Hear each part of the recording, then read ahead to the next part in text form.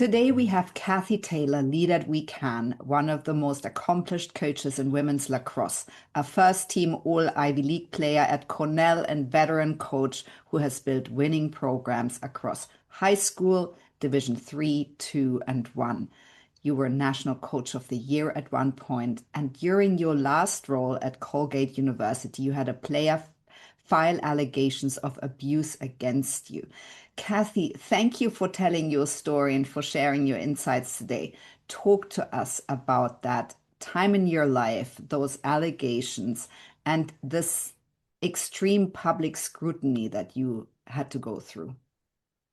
Yes. Well, first of all, thanks for having me, Stephanie. I appreciate the opportunity to tell my story because initially I didn't tell my story. I didn't tell my story because I wanted to protect the players that I was coaching, my coaching staff, my family, in essence. Just I trusted that the real truth would be enough, and I would just see it through the investigation. Yeah.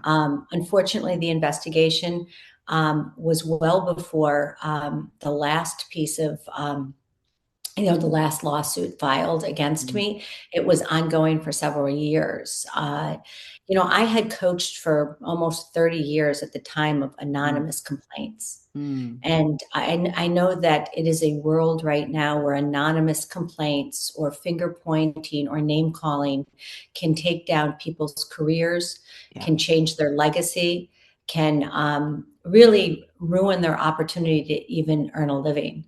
So it was very unfortunate. I have done this type of work for so long. I have a counseling degree, and the last piece, the last lawsuit that was filed against me, actually Colgate University filed to have it dismissed. And the reason they did is because it is fraught with, untruths. I mean, woman who's helped me explore this journey back to my truth has said, Kathy, you can call it lies. You can say it's lies, because that's the truth. But, I think that I'm here today to say that, a 30-year career was just, just dragged through the mud by name calling and false allegations. And I think I'm here to say that, here's my story. I mean, everybody has their own narrative, but I have truth on my side. Kathy, if I remember well, they had obviously done their due diligence. The university exonerated you. There were a lot of players who came out in your support. Talk to us what you feel happened and how that sits within our wider sort of cultural and social narrative. Yes. Well, I think that in this world that we live in, where terms like abuse, shame, bullying, can very quickly create a reactive situation where the person that is being accused of such is immediately defending themselves because they are presumed guilty of all of the above. Yeah. So that landscape, which, I started to go through during the pandemic, was it was unbelievable. It was almost like I was being erased. 30 years of doing this and having the support and love and really kind of leading. I was a leader in this space, of coaching, in this space of the game of lacrosse. I had been at every level, and people had trusted me with their children year after year after year. So to be accused of exactly what I've never thought that I was very, very painful. And it's something that is going on now too frequently. And it is gender biased. I will state that I think female coaches are suffering, that people's feelings, which there's a lot of mental health issues out there. And believe me, as a counselor myself, a parent, a grandparent, I do not want to dismiss mental health, but people's feelings when they're not in a good place, and then you point the finger at someone else, is just wrong. I hope that the people that need the help that because they're not in a good place, because they're not feeling good about themselves, get the help that they need. But what happened to me and what is happening to a lot of coaches out there is people are not feeling good about their playing time. Mm. People are not feeling good about their position, where they a starter, where they're not playing now. The game of lacrosse is where we really tried to change lives, and we can't do that if we can't keep everybody happy. It's not the job. And so when everybody that gets to college is a great player, and all of a sudden only some of them can start and only some of them can play in every game, it doesn't feel good, Stephanie. It just doesn't feel good. And hard practices when you're working hard and you're not playing doesn't feel as good as those that get to play. Yeah. So during that time, it was a crazy time of blame for unhappiness, and I can just say that it was as difficult as it could be. But I stayed because I was innocent of any wrongdoing. There was no incident. There were no smoking guns, and I stayed strong to coach those that really wanted to be coached, and that was the majority. But the silent minority did a lot of name calling. Mm. How do you feel your own career as a lacrosse player, a winning lacrosse player, and all your coaching has helped you through that difficult time where, you really got attacked. You got attacked, you had real public scrutiny, you had to sort of clear your name. Yes, very difficult. I think for so long I trusted that my name was good enough and my work was clean enough Mm. that I wouldn't need to go out and tell my story. I really stayed to show other young coaches that when you haven't done something wrong, don't let name calling and blame chase you out of town. Yeah. So I felt like a leader in that space when people said, oh my gosh, this is your career. If it can happen to you after 30 years, who's next? And I said, well, but you know what? I didn't do anything wrong. And so I stayed, and actually they extended my contract. I left in the end on my own, Stephanie, because it didn't stop.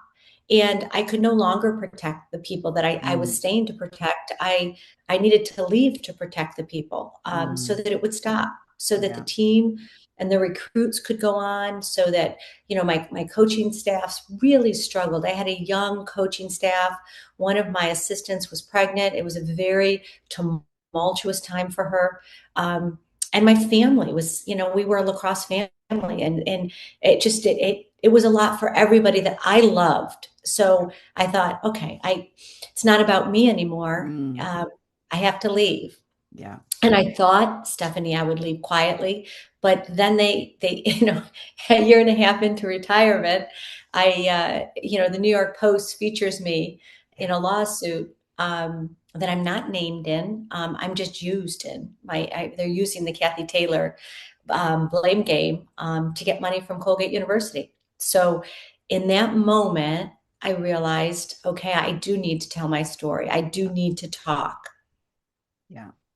I'm wondering, we need a lot of conversations. Do we need conversations about a crisis in coaching? Have we become too soft as a society, as parents of children who enter into those kind of levels of sport? And is there a real apparent men and women coaching viewed so differently? Yes, those are three great topics. And I will tell you, I think that society, we have so much youth sport where everybody has their name on the jersey and everybody gets to play, and there's a lot of trophies given out. And it is a place where feeling good is how we're raising our children. We're too many children are being raised to never feel the disappointment of it being cut, the disappointment of not playing, the disappointment of not getting an A. A lot of the path of life for children is being paved to take away any pain or suffering. And yet, that is the greatest place to experience disappointment or setbacks, because you are hopefully for most around people that can help you handle that and teach you that tomorrow the sun will come up and you'll have another chance, and that nothing is, written in stone. And so many of these young people grew up without that resilience that is formed and etched in childhood. By your peers, by your teachers, by your coaches. And so, over bubble wrapping your children does not prepare them for having to listen to critical feedback from a coach who's trying to help them. And so it feels bad. And so now we have, as a coaching staff, the standards are have to answer to feelings. And when in fact it's really just standards. And so yes, and then I would bounce to the fact that you asked about the men versus the women, and I would even just speak to the fact that in men's sport, a football player doesn't call home and say that the coach is hurting my feelings very often. I raised 2 girls and a son. I know that girls talk about their feelings a lot more, traditionally, nothing's all and every, but a lot more traditionally about their feelings, and they get over their feelings. But if we as parents respond every tough moment and step in and jump on the kid's side instead of helping them understand how they can maybe change that feeling to a more positive one. So during this time, and then the pandemic happened, of course, Stephanie, which was a very, very, very challenging time for everybody. And anyone that was struggling with any sort of mental health or insecurities, that was a triggering time. So it was also a difficult time to try and get people to understand that we are just answering to standards, and that college sports isn't for everybody. It plain and simply isn't. And I walked by the football field the other, when I was there my last second to last year, and there's a big poster that says we're not for everyone.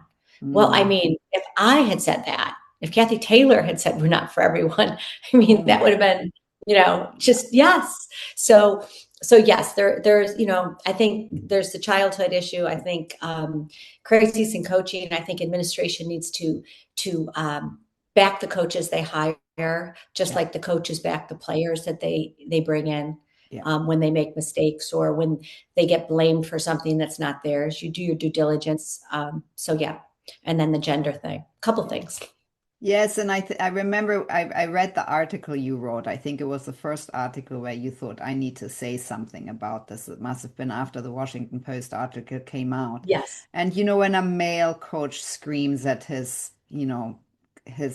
kids, then that's seen as good coaching. And when a woman coach does that, it's sort of bullying. So there are such double standards. I'm wondering, Kathy, what do you feel made you a really good coach, a winning coach? Yeah, that is a great question. What made me at my best? I think it was my relatability to meet the student athlete or young woman or girl when I was a high school coach, where they're at, and help take them to a higher level. And that work was not just about the game. I did that work so that they could be stronger women. I challenged them. I nudged them. We push, we pull, and it's all with love. It's all with love, because I loved what I did. And I used to always say, we're changing lives one girl at a time. And we did it in the game of lacrosse. And I saw that benefit. I saw the growth and the resiliency develop in a lot of players that didn't have it. And I think that really is the reason I had so much success and creating that oneness where the group was greater than any one part. That was something that I believed in. I believed in servant leadership and, kind of coached like a family system where everybody helped each other. When I got to Colgate and we had the pandemic in that final chapter, it was very hard to do that. We had got sent home, we had masks, we were a new coaching staff. And so I'm sure, as I reflect back on that I couldn't do the same amount of work that I had done with other programs. But in the end, as I reflect back on what happened, I'd never run into such an unhappy couple of students that I couldn't outlive. I couldn't outrun. I just had to leave. Yeah. So talk to us about those pivotal points, Kathy, that took you to where you are today. To the pivotal points of my journey as an adult through coaching, or where I am and since I walked away from Well, I coaching. guess it started, when did you understand that you wanted to do sport at a high level? How did you get to lacrosse? How did you get to a sort of Ivy League, like Cornell, and play for them and then think this is something I love, I'm going to go into coaching? How did that all happen? Yeah. I mean, as a young girl, I played every sport that I could possibly play. I really just loved team sports. I loved individual sports. I ran track, I played field hockey. We didn't have lacrosse at our high school, so I didn't play that growing up.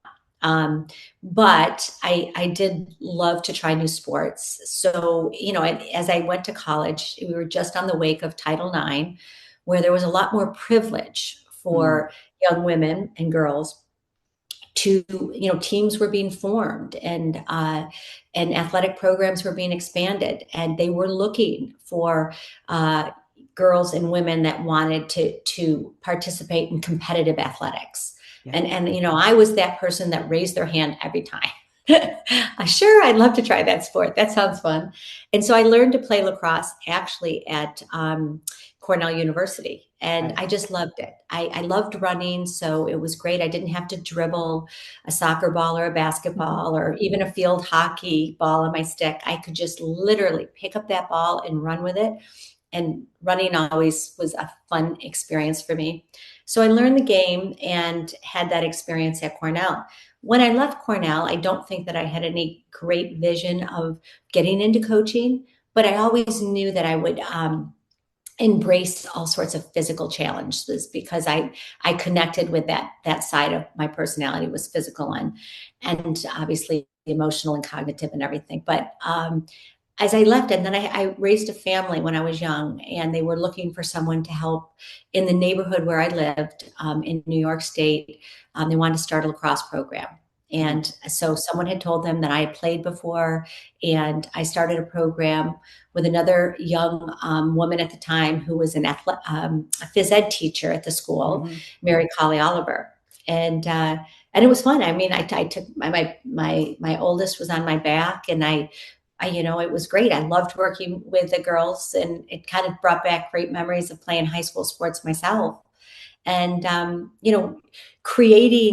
taking all the good stuff that I had played on all these different teams, all these different coaches, the good and the bad, right? Because not everybody's all good and not everybody's all bad. And tried to figure out like what my philosophy on coaching was. And I was always wanting to create a great team. I was less inspired by, the spectacular athlete that came through that won the awards. You need them to win a lot, but our greatest thing was, could we create this great team and then build on it? So, because I think winning programs, they don't drop off a cliff every year. They build, and they have their tenets, okay, so they reload. Maybe they're not all of a sudden going to win a state championship every year or a national championship, but they're going to be in the hunt. Everybody's still going to be talking about them. Like, you never know about that team. I wanted to be one of those programs that you never knew about, that every day you played the teams that I coached, you better be prepared, because we would come in prepared. My team would be well fit, and they would be well prepared. And so that was fun. It was like a puzzle to me, trying to put it together every year. Yeah, yeah. And then you went to Division 3 and then to Division 1 and ended up in Division 2 and then ended up in Division 1. Yeah. Right. I did. At a Kathy, difficult yeah, and then you had a difficult time, yeah. Kathy, but are you excited by the explosion of women's sport? Absolutely. Absolutely excited about the explosion of women's sports. And I just want to make sure that we keep women coaches in women's sports too. Yes. And I am not opposed to men coaching women. I think it's great. I'd love to see more women coaching men and boys. And I think it's neat when that happens. But I do think that we have to be very careful that after working so hard to give the opportunities to girls and women, globally, and that we don't all of a sudden turn and point a finger and say, hey, that lady's, she's mean. She's a bully. She's hurting my feelings. Did you see the way she looked at me today? I mean, no one's going to say that to a football coach. No. Did you see the way he looked at me? No, so absolutely. We have to make sure that we don't lose all of our female coaches and our administrators and our leaders. Yeah, definitely. Kathy, so what are your top tips for young athletes in this day and age? For young athletes, I love that. I think it starts when they're young. I think keep having fun. I think children should play. I think they should play as many things as they can play when they're young, and get them outside, and limit the phones, and maybe no phones for a long time, as long as you can. I think that every young person's body develops a lot better organically if they don't specialize too young. So I would say encourage your children to learn lots of different sports and athletic challenges. I think maybe some individual sports where you're the only one, that you can't blame it on anyone else. You learn that your day is either your day or not your day. And that's a good lesson. And learn, really teach young children that a team sport requires a certain amount of sacrifice, because you can't customize your team experience. You can't say, hey, well, you know what, I don't feel like going to practice today, or I got to study today. I mean, teams don't develop unless they spend time in the arena, whatever it should be, the field, the ice, whatever, together for multiple times. And I would encourage coaches to create opportunities where they spend time together that is non-competitive, that develops that culture of, learning different things about each other. And we used to always love to have different like Olympics where we would have, play basketball or volleyball. And because all these young women were good high school athletes. So, our basketball games were fierce, but we were a basketball team, and so our different sports that we would do, just to keep it fun and light. But going back to the young developing athlete, I would say to work hard, go to practice and work hard, and consider the opportunity to play a sport, to be on a team, a privilege. Yeah. Too often it's taken for granted, and it's a privilege. And be the best at whatever your role is, and always be hungry to get the next one. If you're not coming off the bench, I mean, I'm not saying you have to be happy on the bench. You have to accept your role, be the best at it, and obviously always individually keep trying to be the best you can. But you got to work hard, and you got to be a good teammate. And that is cheering for other people's success. Learn how to do that. Exactly. Yeah, great advice. Kathy, and what advice do you have for, women coaches, young women coaches coming up? Fasten your seatbelt, ladies. It's have your standards. Be honest from the very beginning with the administration, with the parents. I think you have to involve the parents today at every step of the way, whether you're coaching young children, middle school, high school, or on into college.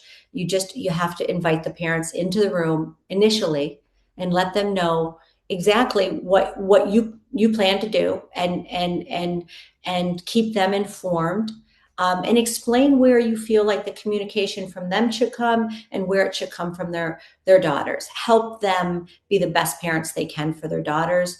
And it's great if they can say when their daughter comes home and complains, well, coach said if you had a concern about the game, you should come see her.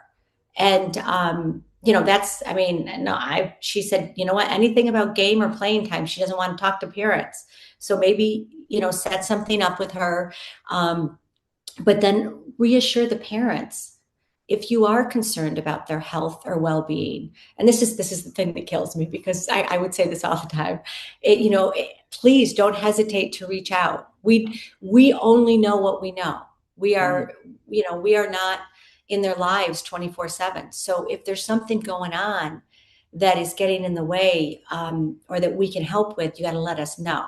So, just understanding where those lines are, but really clarify them, even maybe put them on handouts or, written down so people can, at 11 o'clock at night when their daughter is crying, they can go back to what kind of advice they can offer their daughter so that she can have the best situation possible. I just think the other thing is, try to find a mentor wherever they're coaching early on. You get hired at a university. Sometimes it's not the written rules, it's the unwritten rules.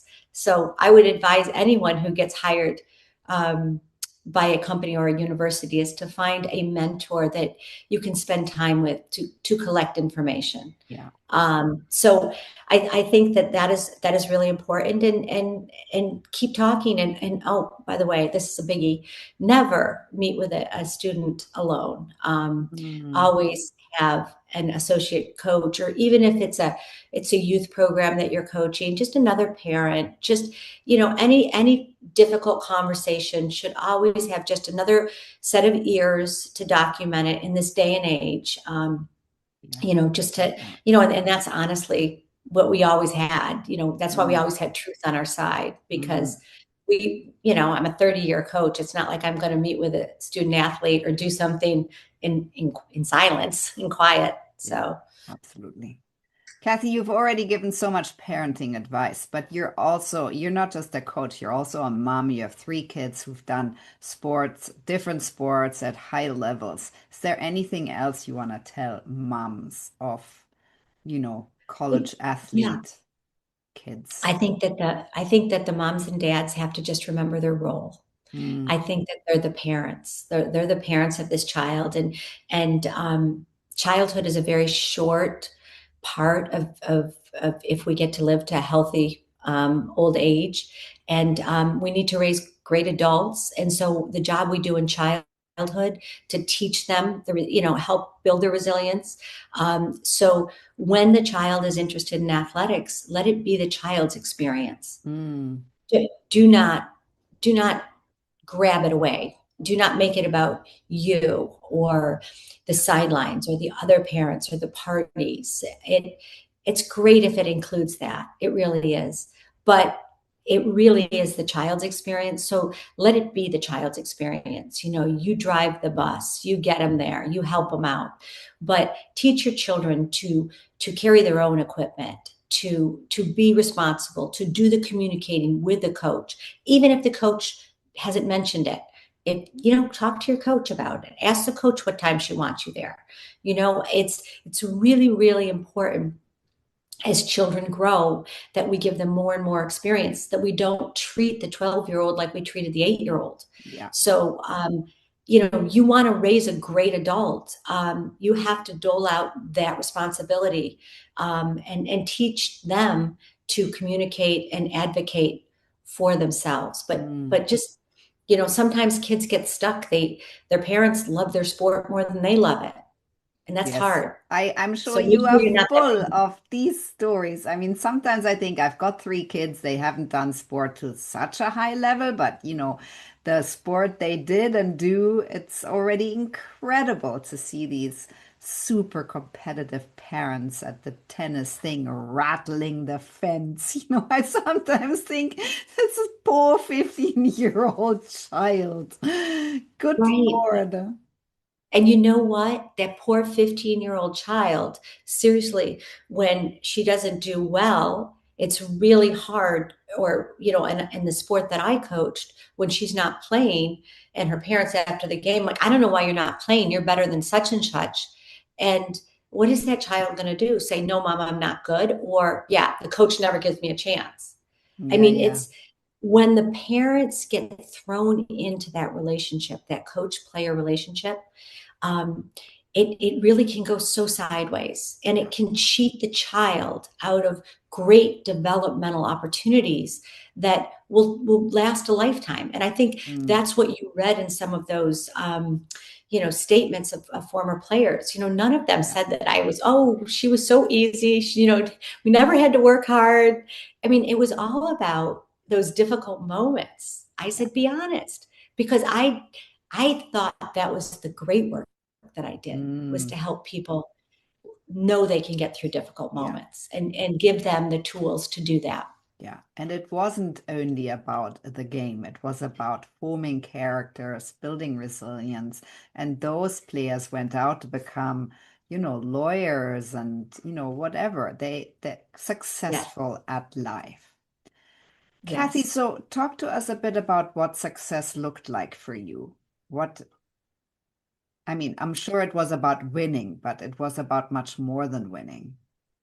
Well, I can tell you, success was something that I enjoyed most of the time, and we didn't win all of the time. Yeah. So success was creating a culture that the players wanted to be a part of, that the parents understood they were important, but that it was really the players' experience. But they were a part of it because they were right there in the shadows with us, and feeding the kids and doing everything, and it was harmony. Mm. It was harmony. Mm. And it was a healthy culture where people cheered for each other. And when we got a good lead in a game, the All-Americans, the starters, the all-conference players came out of the game and let their teammates play. It was, yeah, it was a happy bus ride. Yeah, yeah. Kathy, so what matters to you now, and how would you like to matter? you know, I guess what matters to me now is that this is a great one. I guess I would have to really think what matters to me now. I guess the people that I care for, um, have a healthy life, that I can somehow make a difference in some way. Stephanie, have yet to figure that out. What matters to me is just telling my story, because I wanted my grandchildren to know, um, you know, who their grandmother was. Yeah. And I wanted other coaches to know the true story. I think Mm. I had so many people that stood with me and backed me well before this last onslaught, and just blindly, Mm. there's just no way this could have happened. This woman is dead. She's not capable of this. And so I think what matters to me is that they know the truth, that what, they absolutely supported me, because I was innocent and I was wrongly treated. It was an injustice, and I hope it never happens to anyone else. Honest to God, I Yes. do. I just heard about a coach that just lost their job, and they kept saying, well, student athletes well-being, and that Mm. is feelings. That, Mm. Stephanie, that is feelings. And feelings are really hard when you're trying to run a competitive program. Yeah. And I don't know why, but kids learned for so many years to be a part of something that some days people had a bigger role than they did, but they still were happy to be on the team. So Mm. that was success, is creating a program that everybody worked hard and everybody was happy for each other. Now I'm just trying to get my truth out there, and so I'm Which still is so figuring out what to important, do. Kathy, because it does happen to other people. What happened to you happens to other people, and it will keep happening. So I think it's very I know. important that you are out there with your story to share it so that other people, because it'll be easier. The road of the other people will be much easier. And it's also, there's a lot of hard truths that we are reticent to talk about. Kathy, so No. what takeaways would you like our listeners to have from your story if you had to sum it up? Yeah.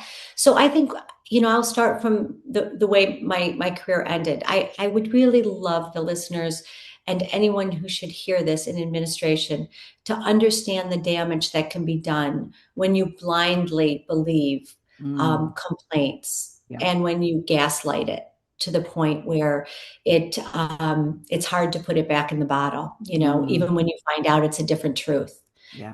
Damage has already been done. So Yeah. I would love that leaders protect those that they lead Mm, intentionally. Not to the point where there are times when people need to leave, but be more protective and understand that it's a hard arena to be in today because people are using feelings and mm, are falsely making accusations.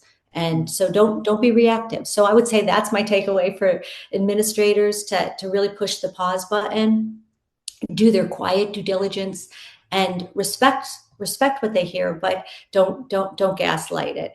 I would say to young coaches, don't be afraid to coach. Don't be afraid mm, to have standards. I mean, I wasn't for everybody, Stephanie. But what happened was that when I wasn't for them because I was a new coach, they liked the other coach better. They just thought, okay, well then let's get her removed mm, instead of that that maybe they had to remove themselves. So mm, help children and understand that sometimes they get to college and what they thought college sport would be like, and it's not. It's okay to walk away. College is a lot of fun without athletics, but if you are going to be an athlete, maybe or more fun. yeah, you got to do the work too. Mm, it's yeah. it's not just about wearing the uniform on game day.